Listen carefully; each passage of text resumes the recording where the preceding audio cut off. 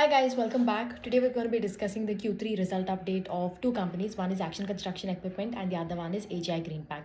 So first of all, Action Construction Equipment has done exceptionally well. I don't know if people, I've seen people talk about this like, third, fourth numbers, that's how it has been. So right off the bat, if you look, I think one of the things why Action Construction Equipment has got this limelight is the management comes, they'll tell something, but they always like under promise and over deliver, right? That has been the case. And for the last, I've been tracking this company for a very long period of time, so I've only seen the management walk the talk for for the last few years actually. So if you look at the revenue has been up 37.6% year on year. Even on quarter on quarter also we are seeing that 12.5% it has been up. If you look at the PAT has also been up by 88% on a year on year basis, and quarter on quarter basis it has been up by 20%, 19.3%. So you will see in both, either in QQ or on your year on year basis, you're seeing a good amount of operating leverage, right? Similarly with PAT also, PAT margin is also up from 8.2 to 11.3. Another great thing is like you'll see that the PAT has been up by 88.9%. Similarly EPS is also up by 90%. So if you look at the income statement, like, and you have to see for what are the things to be seen for the result to to be good, like all the parameters, revenue, PAT margin, EPS, everything, no insignificant other income, so everything has been great. Okay, and one thing I really like to mention here is, if you look at the last con call, Q2 con call, the management had revised the guidance. So they have four divisions, right? One is crane, the other one is construction equipment, material handling equipment, and the last one is your agricultural equipment. So when you talk about the first one, that is cranes, they had earlier guided that we will grow by 18 to 20%, and they had revised the guidance that going forward we'll grow the crane segment by 25%. Now this becomes very important, right? Because cranes is, in their entire revenue, cranes is contributing around 70% of the total revenue. So they were increasing the guidance for the major part of the book. So now if you see the cranes as of 9 months, that is 9 months of this year versus last year, you will see that the cranes ka volume has grown by 32%.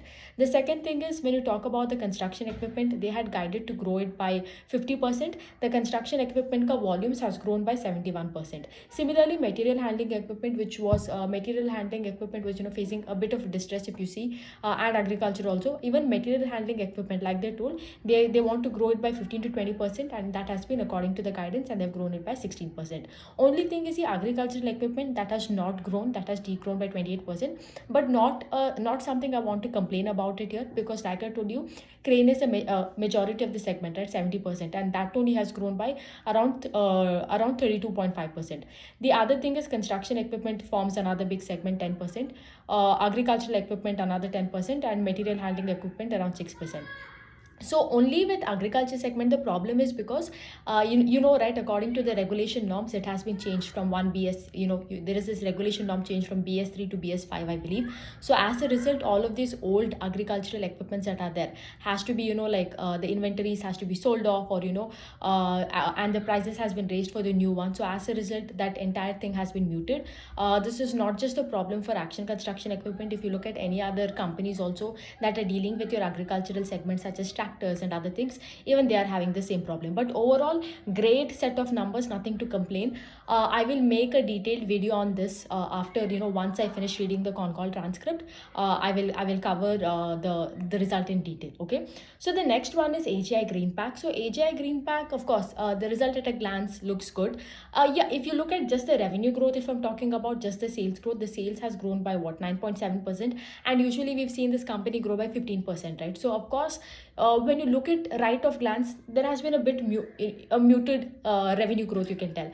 But also, one of the reasons for muted revenue growth, you can contribute it to the fluctuation or the seasonality issue that comes, because AGI Greenpack, if you look at the entire revenue, 75% of the glass bottles that they make is used for alcoholic beverages. And as you all know, when you talk about beer specifically, that category, what happens, in Q3 you have extreme winters, right? And people don't prefer beer. Beer is something that is preferred preferred in summer. That is why you will see all during summer these beer companies will do extremely good sales. Even Som Distilleries also told like, little bit in certain regions such as Madhya Pradesh and some regions in the north of India, since these regions face extreme winter, the beer sales has been a bit muted, right? So same thing here. As a result, 9.7% ka sales they have done. If you look at PAT has also grown by 26%. 26.1%.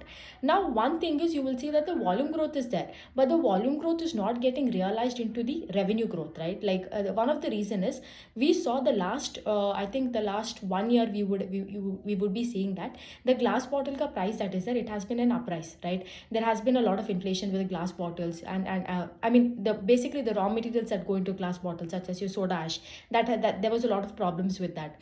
You will see even Som Distilleries ka con call also, if you ever have the chance to like read it, just read it once. Even this is one of the problems they've highlighted.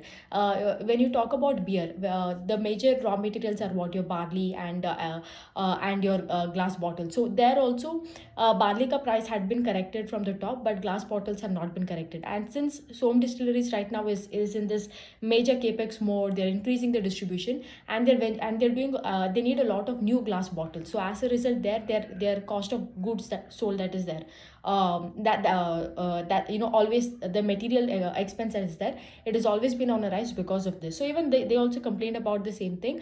And now what has happened, finally the soda ash ka prices, it has been coming down. Soda ash prices, fuel prices, power prices have all been coming down. Okay, as a result, because of this, what has happened is, although volume growth is there, it is not being getting translated into revenue growth. The another thing I'll tell you, all result looks right off the bat, it is, I would say good, not the best, but good. But having said that, I just saw an interview of the management with one of the news TV channels, and they usually AGI Greenpac have been guiding for around 18% ka revenue growth. Okay, and one of the major triggers of their of this entire thing was, if you AGI Greenpac, why it came into limelight was, one, they were doing an acquisition of that H&G, Hindustan National Glass. As a result, because of this acquisition, they had targeted a revenue of 5,000 crore by FY25, and FY23 revenue was, let me see, 2,200 crores, 2,291, and they wanted to target 5,000 crores with H&G in FY25. So this was a target, and of course at that time I think the stock was at around 16 to 18 p, low valuation, doing a 30% ka growth I think in one quarter. Great, they were talking about capex and everything, so all in all great. Now what has happened, now the narrative has changed. One is they are talking about fluctuation in demand. As a result, probably there could be a bit of problem going forward because of this demand ka problem. Second thing, they revoked the guidance. Earlier they were telling by this entire year they were telling that we are going to do around 18% ka growth, they were targeting that, and this year they're telling that no, we instead of 18% growth we will do a 13 to 14% ka growth. And I've always kept repeatedly telling you, like, if a company is exceeding the guidance, like what Action Construction Equipment has done, great, but if a company is revoking the guidance, that's a huge red flag. It's a negative thing for any investors invested in that company. Along with that, like I was telling you, the H&G ka acquisition that is there, and we know the case was pending in NCLT, and all of those the cases kept going on. Now they're telling like the case has been shifted to, they have won several cases, but now the case has been shifted to Supreme Court. As a result, because of this, again the entire H&G acquisition can get delayed, right?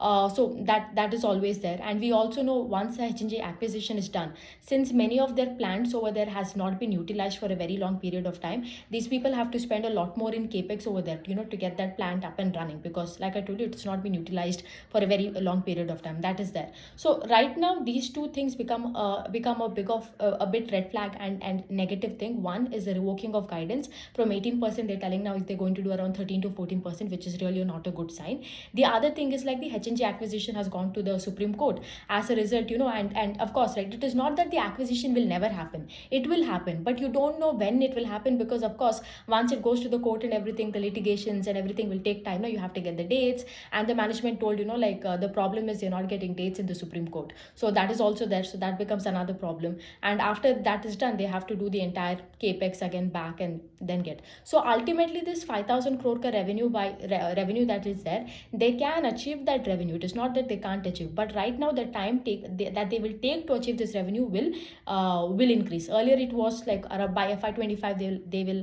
achieve it. Now it will be even more prolonged, as long as it will be prolonged because of this acquisition. So this is that's that about AGI, Greenpac, and Action Construction Equipment. One has increased the guidance, and walked the talk. One decreased the guidance and couldn't walk the talk. So two different kind of results, right? And yeah, that's that about today. And tomorrow I will cover. I think there's PDS and some other few companies, Sangvi Movers, and yeah, quite a few companies that are there today. That has come today. I haven't gotten opportunity to read it. Not opportunity, but time to read it. But yeah, I will cover that, and I'll see you tomorrow. Until then, bye.